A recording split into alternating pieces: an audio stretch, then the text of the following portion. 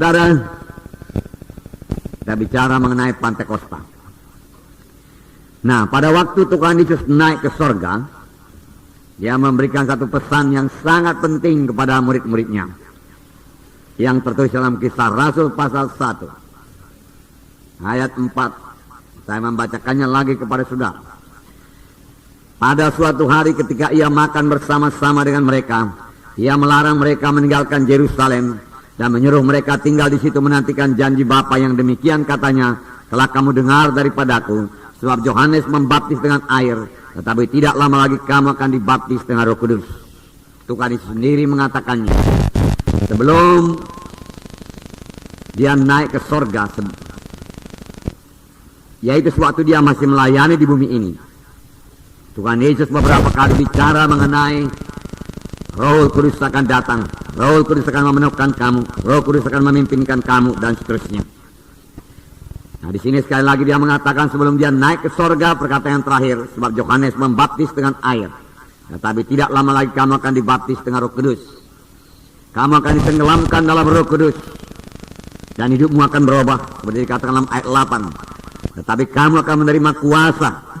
Kamu akan menerima kuasa. Saudara akan menerima kuasa, saya akan menerima kuasa. Roh Kudus itu kuasa. Amin, saudara. Ya, kita menerima kuasa. Jadi kalau kita dibaptis dengan Roh Kudus, kita menerima kuasa. Dan kamu akan menjadi saksiku di Yerusalem dan seluruh Judea dan Samaria dan sampai ke ujung bumi.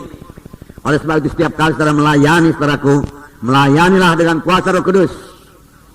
Jangan melayani dengan kekuatan sendiri, akal sendiri, cara sendiri, saudaraku, cara-cara manusiawi, saudaraku, mengambil hati manusia, saudaraku. Tuhan telah berikan Roh Kudus, saudaraku. Biarlah Roh Kudus memakai saudara. Firman Tuhan berkata, kamu akan beroleh kuasa. Apa yang sangat dibutuhkan dalam pekerjaan Tuhan? Kuasa. Kuasa. Firman Tuhan berkata, huruf itu mematikan, tetapi Roh Kudus menghidupkan. Firman Tuhan berkata, bukan oleh kuat, bukan oleh gagah, tapi oleh Roh Tuhan juga, maka pekerjaan Tuhan jadi. Ini dikatakan ayat 14. Saya membacakan pada saudara Kisah Rasul pasal 1 ayat 14. Mereka semua bertekun dengan sehati dalam doa bersama-sama dengan beberapa perempuan serta Maria ibu Yesus dan dengan saudara-saudara Yesus. Dia disebut namanya. Tapi dikatakan semua bertekun dengan sehati. Ini perlu, saudaraku, sehati. Sidang Tuhan perlu bersehati. Doa yang bersehati, saudaraku, besar kuasanya. Doa yang bersehati menurunkan kuasa Tuhan. Bertekun artinya tidak mudah menyerah. Terus bertekun, walau ada halangan, walau ada gangguan, walau ada gelombang, dia bertekun, dia maju terus, di atas gelombang tersebut. Bersama-sama beberapa perempuan. Nah, saudara yang kasih nama Yesus. Dan kalau saudara baca Kisah 2, mulai dicurahkan Roh Kudus pada 120 orang. Saudara, pada perjanjian lama tidak begitu banyak yang dibaptis dengan Roh Kudus. Hanyalah, saudaraku, raja-raja, nabi-nabi, saudaraku, dan imam-imam. Dan saudaraku, setelah mereka diurapi dengan Roh Kudus, saudaraku, setelah mereka diurapi dengan Roh Kudus, mereka sanggup menyampaikan panggilan Tuhan dalam hidup mereka. Kalau mereka, dia sebagai raja, saudaraku, Raja Daud diurapi, lalu Daud sanggup, saudaraku, melayani. Urapan itu, saudaraku, menyanggupkan mereka. Urapan itu mengobatkan mereka. Diurapi dengan minyak pada waktu, tapi sekarang diurapi dengan Roh Kudus. Memberikan mereka pengertian baru setelah mereka diurapi dengan Roh Kudus. Kuasa Tuhan bekerja dalam pelayanan mereka, saudaraku, setelah mereka diurapi dengan minyak itu, diurapi dengan Roh Kudus, saudaraku. Nah, saudaraku, Musa sangat menginginkan supaya semua bangsa Israel, saudaraku, dipenuhkan dengan Roh Kudus. Tapi keinginan Musa ini tidak kesampaian, belum waktunya. Musa sudah merasakan bagaimana jamaah Roh Kudus dalam hidupnya. Musa sudah merasakan bagaimana Roh Kudus mengobatkan hidupnya. Musa mengalami banyak mujizat Tuhan, saudaraku, sebagai akibat daripada melayani dipimpin oleh Roh Kudus. Tanda ajaib, tanda mujizat berlaku. Ya, dia kepingin supaya seluruh bangsa Israel menerima berkat yang sama. Kalau semua bangsa ini nabi adanya, dia katakan. Nabi pada waktu menerima Roh Kudus, dia rindu semua bangsa Israel dipenuhkan dengan Roh Kudus. Tapi belum waktunya. Sekaranglah waktunya, amin, saudara. Sekarang semua kita bisa penuh dengan Roh Kudus, amin. Haleluya, haleluya. Ya. Dan bagi kamulah perjanjian itu, bagi anak-anakmu, bagi kamu yang jauh-jauh, seberapa banyak yang dipanggil oleh Tuhan Allah kita. Bagi kita lah perjanjian, saudara. Dipenuhkan dengan Roh Kudus. Di dalam hidup kita bekerja karunia-karunia Roh Kudus, saudara. Ada kepada Musa masih diberikan Tuhan 70 orang di luar Musa. Apa gunanya? Karena Musa sendiri tidak sanggup memimpin bangsa itu. Tanpa Roh Kudus tidak ada satu orang pun yang sanggup memimpin bangsa Israel, saudara. Supaya mereka sanggup memimpin, karena Musa telah memilih 70 tua-tua sidang, saudaraku, tua-tua daripada bangsa itu, saudara. 70 orang ini bisa memimpin, mereka harus dipenuhkan dengan Roh Kudus. Tanpa dipenuhkan dengan Roh Kudus mereka tidak sanggup. Mari kita buka Bilangan pasal 11. Bilangan pasal 11 ayat 17. Maka aku akan turun dan berbicara dengan engkau di sana. Lalu sebahagian dari roh yang hinggap padamu itu akan kuambil dan kutaruh atas mereka. Maka mereka bersama-sama dengan engkau akan memikul tanggung jawab atas bangsa ini. Jadi tidak usah lagi engkau seorang diri memikulnya. Tanpa diberikan Roh Kudus mereka tidak bisa memikul tanggung jawab atas bangsa Israel. Mereka bahkan tidak mengerti memikul tanggung jawab itu, saudara.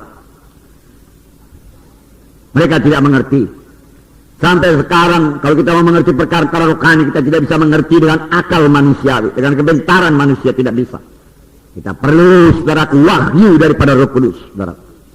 Kita perlu Roh Kudus, saudaraku, bekerja dalam hati kita, saudara, menerangkan rahasia daripada firman Tuhan. Tuhan berkata kepada Musa, kumpulkan 70 tua-tua sidang. Dia katakan, lalu aku mengambil sebagian daripada roh yang ada padamu dan kutaruh ke atas mereka. Lalu mereka, dia katakan, akan sanggup memikul tanggung jawab atas bangsa Israel bersama-sama dengan engkau. Tanpa diberikan Roh Kudus mereka tidak sanggup memikul tanggung jawab.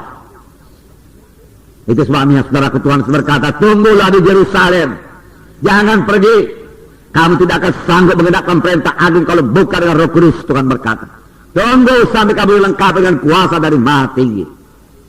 Betapa sayangnya saudaraku, masih banyak saudaraku, ya, gereja-gereja belum menerima Roh Kudus sepenuhnya, belum membiarkan Roh Kudus beroperasi dalam sidang Tuhan. Saudaraku, dalam sidang ini biar Roh Kudus, saudaraku, mengambil tempat yang utama, memimpinkan kita semua, saudaraku, mengobahkan kita semua, melengkapi kita semua, mengurapi kita semua, dan membiarkan saudaraku Roh Kudus bekerja dalam sidangnya ini dengan memakai saudara. Haleluya. Nah, saudaraku, kemudian ayat 24, mari kita baca. Setelah Musa datang keluar, sekali lagi sama-sama.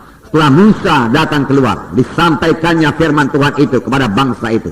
Ia mengumpulkan 70 orang dari para tua-tua bangsa itu dan menyuruh mereka berdiri di sekeliling kemah. Lihat, saudaraku, ini orang yang penuh dengan Roh Kudus.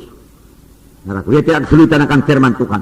Dia dengar suara Tuhan, dia pula sidang. Lalu firman Tuhan sini berkata, disampaikannya firman Tuhan itu. Mengapa dia bisa menyampaikan firman Tuhan? Dia sudah terima lebih dahulu firman Tuhan. Amin. Ya. Saudara mau melayani, terima dulu daripada Tuhan, itu yang sampaikan kepada jiwa-jiwa. Amin. Ya. Nah, Roh Kudus yang bicara. Disampaikannya firman Tuhan. Dan karena disampaikannya, apa yang dikatakan Tuhan? Tuhan meneguhkan firman-Nya. Tuhan menggenapkan firman-Nya. Nah, ini pelajaran bagi kita. Kalau ada hamba Tuhan tidak menyampaikan saudaraku firman yang seturut dengan kehendak Tuhan, maka Tuhan tidak akan meneguhkannya. Oleh sebab itu perlu persekutuan yang erat dengan Roh Kudus. Supaya kita dengar suara Tuhan. Musa mendengarkan suara Tuhan. Haleluya. Ayat 25. Mari kita baca.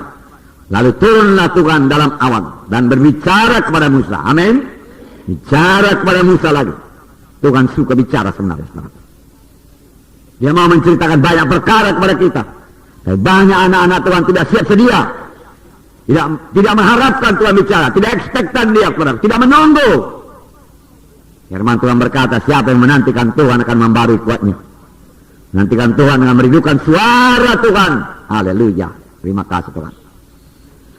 Kemudian diambilnya sebagian dari roh yang hinggap padanya dan ditaruhnya atas ke-70 tua-tua itu. Ketika roh itu hinggap pada mereka, kepenuhanlah mereka seperti nabi. Tetapi sudah itu tidak lagi. Kepenuhan seperti nabi, tetapi seterusnya tidak begitu limpah lagi. Dengan kata lain, pada waktu itu saudaraku, nabi selalu penuh dengan Roh Kudus. Nabi selalu menerima berita daripada Tuhan. Amin. Oleh sebab itu nabi pada zaman perjanjian lama dengan mudah berkata, dengarlah sabda Tuhan. Karena dia dengar dari Tuhan. Dari mana dia dengar? Dari Roh Kudus yang dikaruniakan Tuhan kepadanya.